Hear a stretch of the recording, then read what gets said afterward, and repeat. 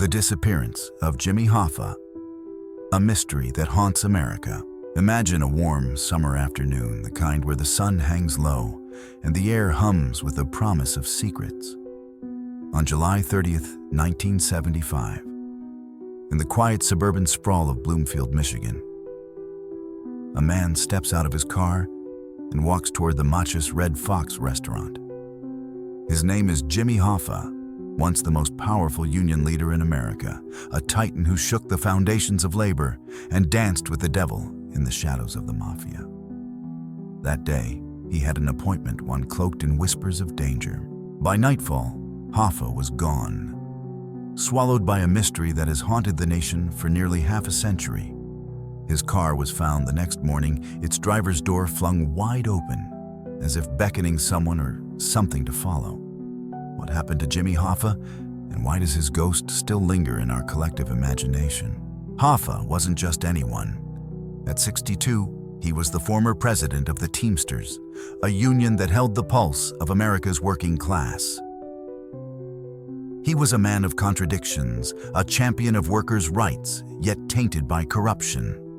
A friend to politicians like Richard Nixon, yet entangled with mobsters who ruled from smoky backrooms. On that fateful day, Hoffa drove to the Machus Red Fox to meet someone, perhaps a mafia boss, perhaps an old ally turned enemy. A truck driver caught in a near collision glimpsed him in the back seat of a Mercury Marquis speeding away from the restaurant's parking lot. That fleeting moment just after 2 p.m. was the last confirmed sighting of Jimmy Hoffa. His car, abandoned with its door agape, sat like a silent witness to a crime no one could prove. What makes this case so chilling isn't just the disappearance. It's the void left behind. No body, no blood, no confession that holds water. Was Hoffa betrayed by a trusted friend like Frank Sheeran, whose tale inspired The Irishman? Did Anthony Tony Provenzano, a New Jersey mob boss, order his execution over a power struggle? Or did a contract killer like the self-proclaimed Iceman Richard Kuklinski dispose of Hoffa's body in a scrapyard inferno? Each theory is a thread in a tapestry of intrigue woven with details that defy logic. A body supposedly crushed and dumped in a Florida swamp. Blood on a Detroit floor that wasn't Hoffa's, a New Jersey landfill. Searched by the FBI in 2021 that might hold the truth. Or just another dead end. The facts are as slippery as the shadows Hoffa walked among. This isn't just a missing person case. It's a mirror held up to America's underbelly, reflecting corruption, power, and the cost of ambition. Hoffa's disappearance raises questions that gnaw at us. How does a man so larger than life vanish without a trace? What secrets did he carry that made him a target? And why, after 50 years, are we still chasing his ghost? To unravel this enigma, we need to step back to the life of a man who built an empire and lost it all to the alliances that shaped his fate, and to the clues that might finally lead us to the truth. The life and world of Jimmy Hoffa, a titan in a tangled web picture, a man who could command a room with a glance, whose voice rallied thousands yet whispered deals in the dark. Jimmy Hoffa wasn't just a name. He was a force, a colossus striding across the battleground of American labor in the mid-20th century. To understand why his disappearance on July 30th, 1975 sent shockwaves through a nation, we need to peel back the layers of his life, a life forged in the grit of working-class struggle, gilded with power and stained by the shadows of crime. Who was Jimmy Hoffa, and what made him a man worth vanishing? Born in 1913 in Brazil, Indiana, Hoffa clawed his way up from the rough and tumble world of factory floors and loading docks. By his 30s, he was a rising star in the International Brotherhood of Teamsters, a union representing truckers, warehouse workers, and the backbone of America's economy. Hoffa had a gift. He could inspire loyalty, negotiate with the ferocity of a lion, and turn the Teamsters into a powerhouse. By the 1950s, he was its president, wielding influence that reached from factory gates to the halls of Washington, D.C. Workers saw him as a hero, a man who fought for their wages and rights against corporate giants. But power has a price, and Hoffa's came with strings, attached strings tied to the mafia. The mob wasn't just a shadowy acquaintance for Hoffa. It was a partner. The Teamsters pension fund, swollen with millions, became a piggy bank for organized crime. Hoffa brokered loans to mob-run casinos and hotels, cementing alliances with figures like Anthony Tony Provenzano, a New Jersey capo with a smile as sharp as a switchblade. These relationships gave Hoffa leverage, but also enemies. His brash style, part charisma, part defiance, rubbed powerful men the wrong way. In 1964, the law caught up. Hoffa was convicted of jury tampering and fraud, sentenced to 13 years, yet even prison couldn't dim his fire. In 1971, President Richard Nixon, eyeing political favor with the Teamsters, granted Hoffa a controversial pardon, setting him free with a catch. He was barred from union activities until 1980. For a man like Hoffa, who thrived on control, this was a leash he refused to wear. By 1975, Hoffa was 62, a lion in winter, plotting his comeback. He wanted the Teamsters' throne again. But the landscape had shifted. Provenzano and other mob allies had grown comfortable in his absence, and whispers of betrayal hung in the air. Hoffa's life was a high-wire act, balancing loyalty to workers' debts to the mob and his own unyielding ambition. His final days were a pressure cooker of secret meetings and veiled threats. When he walked into the Matches Red Fox that July afternoon, he wasn't just meeting a friend. He was stepping into a chess game where every piece was a potential traitor. What drove Hoffa to that fateful meeting? Was it a desperate bid to reclaim power, or a miscalculation of trust in a world where loyalty was a lie? To find answers, we need to follow the trail of that Mercury Marquis, speeding away from the restaurant to the men who might have sat in its front seats and to the chilling clues left behind. The fateful day. Jimmy Hoffa's final hours. The clock ticks toward 2 p.m. on July 30th, 1975, and the Matches Red Fox restaurant in Bloomfield, Michigan hums with the quiet rhythm of a suburban afternoon. Waiters clear lunch plates, the clink of glasses echoes, and outside the summer sun bathes the parking lot in a golden haze. Into this ordinary scene steps Jimmy Hoffa, a man whose life is anything but ordinary. He's here for a meeting, one shrouded in secrecy, with stakes high enough to make even a titan like him glance over his shoulder. Within hours, Hoffa will vanish, leaving behind a trail of questions and a single haunting image, his car door flung open, abandoned like a cry for help. What happened in those critical moments, and what clues linger in the shadows of that day? Hoffa arrives at the Matches Red Fox around 1:30 p.m., his Pontiac Granville gleaming in the lot. He's dressed sharp as always, pressed slacks, a crisp shirt projecting the confidence of a man who's faced down senators and mobsters alike. The meeting, he believes, is with someone tied to the mafia, perhaps Anthony Tony Provenzano, or another figure from the Teamsters' murky underworld. The details are hazy, but the purpose is clear. Hoffa wants back in the game to reclaim his grip on the union he built. The restaurant, nestled in the affluent suburb of Bloomfield, feels safe, public, and neutral ground. But neutrality is an illusion in Hoffa's world. At some point after 2 p.m., the plan unravels. A truck driver hauling through the area narrowly avoids a collision with a Mercury Marquis tearing out of the Matches Red Fox parking lot. In a fleeting glance, he sees a face in the back seat. Jimmy Hoffa, unmistakable, his expression unreadable. The car speeds off, swallowed by the sprawl of Detroit's outskirts. Who was driving? Was Hoffa a passenger by choice or a prisoner? The truck driver's sighting, reported later, becomes the last confirmed trace of a man who seemed untouchable.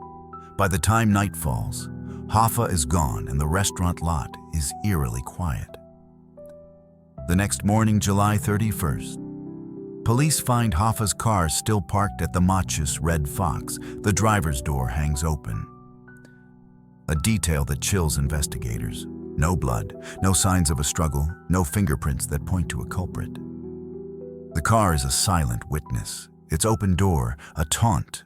Hoffa was here and now he's not. Inside, nothing is amiss. No keys, no wallet, no clues to suggest where he went or why. The scene feels staged, as if someone wanted the world to know Hoffa was taken, yet left no thread to pull. This moment, Hoffa in the back seat, the car abandoned, cracks open a mystery that defies answers. Was he lured to the restaurant by a false promise of peace? Did the Mercury Marquis carry him to a quick death or a longer, more calculated end? The absence of evidence is its own kind of evidence, pointing to a plan executed with chilling precision. To unravel what happened, we need to follow the investigators who chased those first leads, the men Hoffa met, and the whispers of betrayal that began to surface in the days that followed. The investigation chasing shadows and theories. The sun rises over Bloomfield, Michigan on July 31st, 1975, casting light on an empty Pontiac with its door ajar. A silent scream in the Machus Red Fox parking lot. Jimmy Hoffa, the indomitable force of the Teamsters, is gone and the hunt for answers begins. Police swarm the scene, the FBI is called in, and a nation watches as one of America's most powerful men becomes its greatest mystery. But as days turn to weeks, then years, the investigation reveals a labyrinth of dead ends, slippery suspects, and wild theories that range from plausible to outright bizarre. Who took Hoffa, and why does every lead seem to vanish into thin air? The initial investigation moves fast. Detectives question everyone connected to Hoffa's final meeting, zeroing in on names like Anthony Tony Provenzano, a New Jersey mob boss with a grudge, and Anthony Giacalone, a Detroit capo, rumored to have set up the Machus Red Fox rendezvous. Both men have alibis, conveniently airtight, and no one at the restaurant recalls anything unusual. The truck driver's sighting of Hoffa in the Mercury Marquis becomes a cornerstone. But the car and its driver are ghosts, untraceable in a pre-CCTV era. The FBI combs Hoffa's car for forensic clues, but finds nothing, no blood, no fibers, no hint of struggle. It's as if Hoffa dissolved into the summer heat. As months pass, theories multiply like weeds, the most persistent points to the mafia. Provenzano, locked in a power struggle with Hoffa over Teamsters' control, had motive and means. Some whisper he ordered Hoffa's execution, his body ground into pieces and dumped in a Florida swamp, as claimed by Charles Allen, a former cellmate of Hoffa's, in a 1982 Senate hearing. The FBI chases the lead, but finds no trace, and Allen's story reeks of opportunism. Then there's Frank Sheeran, Hoffa's old friend, whose chilling confession, popularized in The Irishman, claims he shot Hoffa in a Detroit house. In 2004, the FBI tears up the floorboards of that house, finding blood, but none matching Hoffa's DNA. Another dead end, stranger tales emerge. Richard Kuklinski, the self-styled Iceman, brags in 2006 that he killed Hoffa for $40,000 and incinerating his body in a New Jersey scrapyard drum before crushing it in a car compactor. Investigators scoff, why haul a body 600 miles from Detroit to New Jersey? Yet the idea lingers, fueled by Kuklinski's cold-blooded reputation. Decades later, in 2021, a new lead surfaces. Frank Capella, son of a landfill owner, claims Hoffa's body lies beneath a New Jersey highway overpass, buried in a steel drum. The FBI digs, analyzes, but as of 2025, no answers emerge. Each theory: Provenzano's hit, Sheeran's betrayal, Kuklinski's contract kill carries weight, yet none hold up under scrutiny. The investigation's failure is its own enigma. How does a man so prominent disappear without a shred of a proof? Was the mafia's reach so vast it silenced every witness? Or is the truth buried deeper in secrets Hoffa took to his grave? To understand why this case gripped America, we need to look beyond the clues to the people left behind the media frenzy and a society forever changed by Hoffa's absence. The ripple effect. Hoffa's absence and America's obsession. When Jimmy Hoffa vanished on July 30th, 1975, he didn't just disappear from a Michigan parking lot, he left a void that reshaped the American imagination. His absence was more than a mystery. It was a wound exposing the raw underbelly of labor, crime, and power in a nation already reeling from political scandals like Watergate. As the FBI chased ghosts and theories multiplied, Hoffa's story became a cultural touchstone, fueling headlines, books, and films while sparking debates about corruption and justice. How did one man's disappearance ripple through families, communities, and a society hungry for answers? Though the provided document offers little about Hoffa's family, we can infer the devastation his loss wrought. His wife Josephine and their 2 children faced not only grief, but the torment of uncertainty. No body to bury, no closure to claim. The Teamsters, Hoffa's lifeblood, mourned a leader whose vision had empowered workers, yet grappled with his tainted legacy. In Detroit, where Hoffa was a larger-than-life figure, shock gave way to whispers. Was the mafia's grip so tight it could erase a man like him? Bloomfield's quiet streets, once unremarkable, became a stage for speculation on the Machu's Red Fox, a grim landmark in a saga that refused to end. The media pounced, transforming Hoffa's case into a national obsession. Newspapers splashed his name across front pages, detailing every lead from the abandoned Pontiac to the FBI's fruitless searches. By the 1980s, Hoffa's story seeped into pop culture books. Like The Hoffa Wars by Dan Moldea dissected his ties to the mob, while rumors of his fate buried under a football stadium dissolved in acid became urban legends.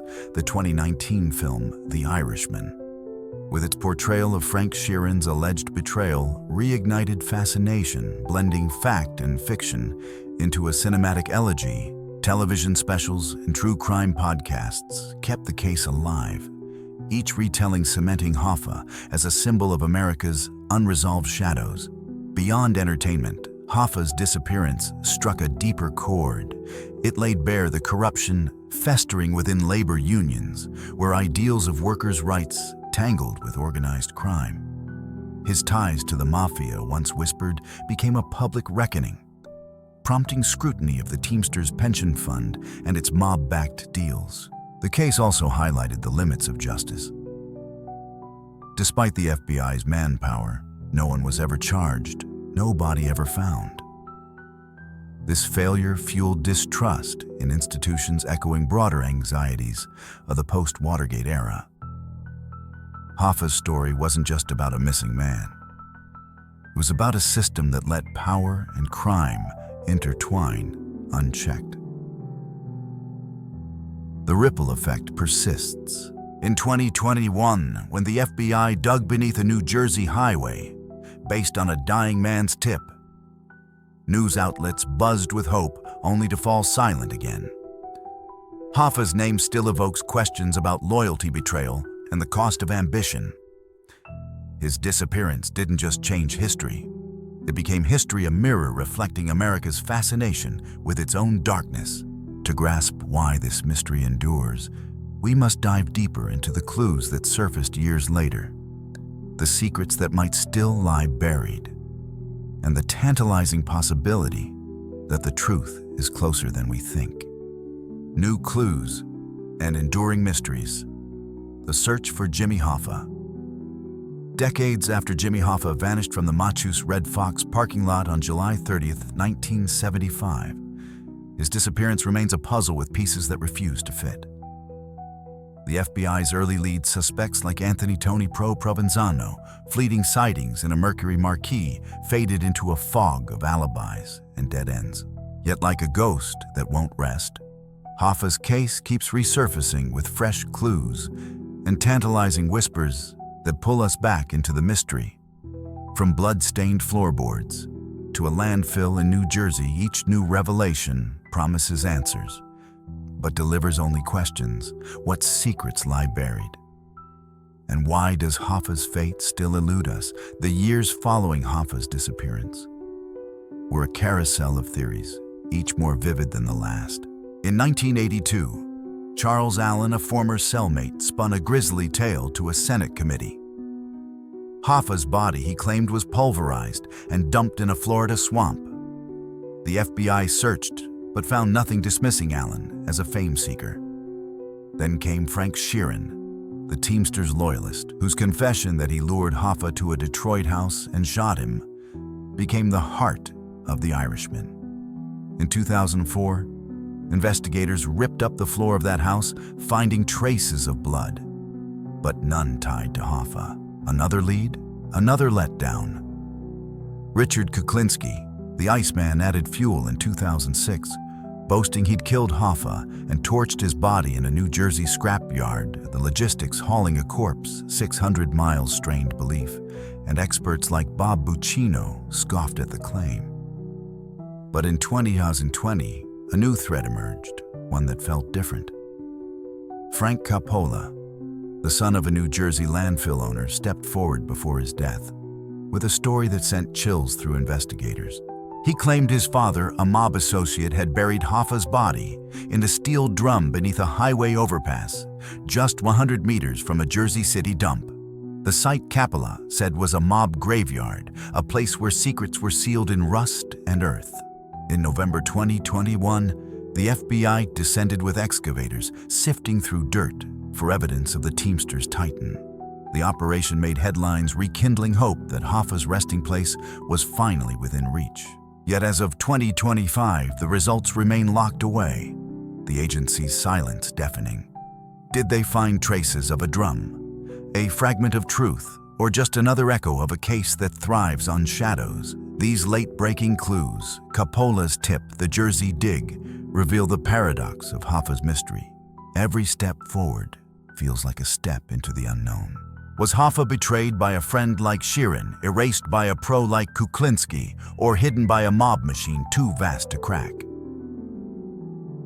The connections between these threads, Provenzano's influence, Sheeran's loyalty, Coppola's landfill hint at a conspiracy so intricate it defies unraveling. Each clue, from a car's open door to a buried drum, is a piece of a mosaic we can't complete. To close this tale, we must face the final question: will Hoffa's mystery ever be solved? Or is its power in the questions it leaves behind? The unresolved legacy, Jimmy Hoffa's enduring enigma. 50 years have passed since Jimmy Hoffa stepped into the Match's Red Fox restaurant on July 30th, 1975, and vanished into one of America's greatest unsolved mysteries. His disappearance left more than an empty car with its door ajar. It carved a question mark into the heart of a nation, one that lingers in every theory, every dig, every whispered rumor. Was Hoffa the victim of a mafia hit, betrayed by allies like Frank Sheeran, or erased by a system he helped build? As we stand in 2025 with the FBI's latest search in a New Jersey landfill yielding silence, the Hoffa case remains a haunting riddle, a story without an ending. What keeps us chasing his ghost? And what does this mystery say about the world he left behind? The clues we've explored, Hoffa's last sighting in a speeding Mercury Marquis, the bloodless floorboards in Detroit, the steel drum buried in Jersey, form a tapestry of frustration. Each thread, from Anthony Tony Pro Provenzano's rumored vendetta to Richard Kuklinski's outlandish claims, pulls us deeper into a web of betrayal and power. Yet none deliver closure. The FBI, despite decades of manpower, has no body, no conviction, no definitive truth. This isn't just a failure of evidence. It's a testament to the forces Hoffa navigated, a world where loyalty was a currency and silence a weapon. The mafia's shadow, so entwined with his life, seems to guard his fate even now. Hoffa's legacy is as complex as the man himself. He was a champion of workers, a flawed titan whose ambition tied him to organized crime. His disappearance didn't just rob his family of answers. It exposed the rot within the Teamsters and the systems that let corruption fester. Films like The Irishman books and podcasts keep his name alive, but they also mythologize him, blurring the line between fact and folklore. Every new lead, like the 2021 New Jersey dig, stirs hope only to remind us how elusive the truth remains. Hoffa's story is a mirror reflecting our fascination with unsolved crimes and the darker corners of power. So where does that leave us? The questions outnumber the answers. Who sat in the front seats of that Mercury Marquis? Why does a man so larger than life vanish without a trace? Is his body still out there, hidden in a drum or a swamp? Or has time erased it forever? The power of Hoffa's mystery lies in its openness, inviting us to speculate, to debate, to wonder. It challenges us to look at the intersections of labor, crime, and justice, and ask what has changed or hasn't since 1975. As we close this journey, I turn the question to you. What do you think happened to Jimmy Hoffa? Was it Provenzano's revenge, Sheeran's betrayal, or something we haven't yet imagined? Share your theories in the comments, because this mystery belongs to all of us, and maybe one of those theories will light the path to the truth. Until then, Hoffa's ghost lingers, a reminder that some secrets are buried deeper than we'll ever dig.